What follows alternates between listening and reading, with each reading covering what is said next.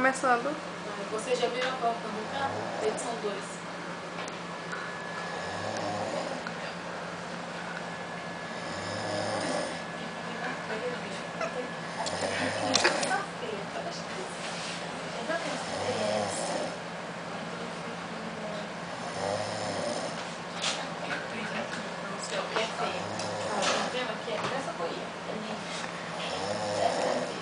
Dá um tchauzinho.